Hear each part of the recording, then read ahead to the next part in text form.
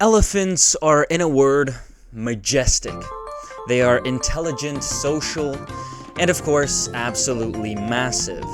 So let's talk about them. Let's talk about the childhood of a little elephant. Now, considering all the terrible childhoods in nature, elephants actually got it pretty good. After the mother carries the child around with it for 22 months, the longest gestation period in nature, or with land mammals at least, the baby plops on out being about 200 to 250 pounds after birth, and they will begin walking shortly after. Now, getting a new member of the herd is a big deal with elephants. All the aunties and grandmas and older sisters even help to care for the new little calf. This way, calves get very integrated with the entire family unit and start developing emotional intelligence and social skills. Maybe I should, live with elephants for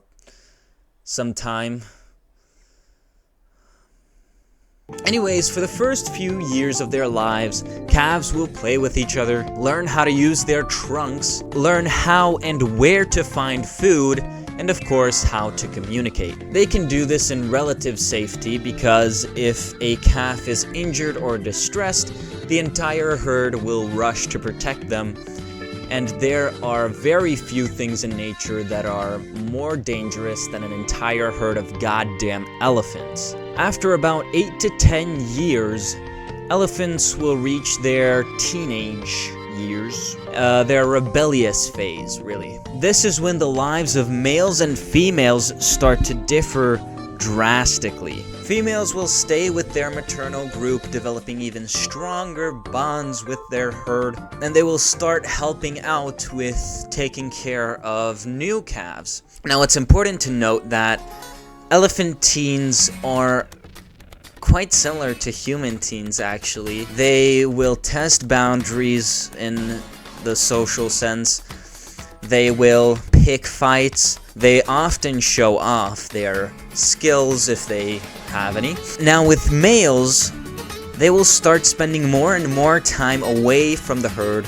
They will start to explore the borders of the herd's territory, and depending on their personality and temperament, they might actually leave the herd extremely suddenly, and other times it might be a slow, steady getting used to being away from the herd until eventually they don't return. And once they leave, they will go on all sorts of adventures. They will most likely be loosely associated with other bachelor males, where they will hopefully learn from older bulls what it means to be an alpha male.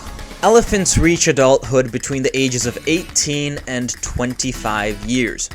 Although some males don't reach their true size until they're 40. Females by this point will have developed social bonds within the herd that are only seen in a couple of other animals in the animal kingdom. Most females will give birth to their first calf when they're around 16 to 20 years old, and for the rest of their lives, they will, on average, have a baby every 4 to 6 years. As they age, they will become more and more respected in the herd, taking on more and more responsibility and gaining more and more wisdom. They will teach other younger females how to raise calves, how to take care of little babies, and if they are lucky, then they will eventually become the oldest member of the herd, and in that case, they become the matriarch. They will lead their herd to sources of food, maybe new territories even, and pass down knowledge to the rest of the herd. Males have a bit of a different life.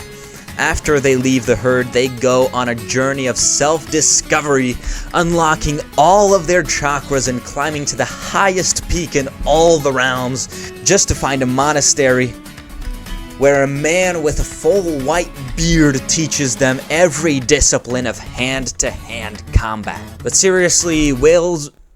Oh my god, bro. Oh my god. Males will wander around looking for females, and they will spend their life competing and fighting with other males for access to females. They go into a state called must during the mating season, which just means that their testosterone rises by a bajillion%.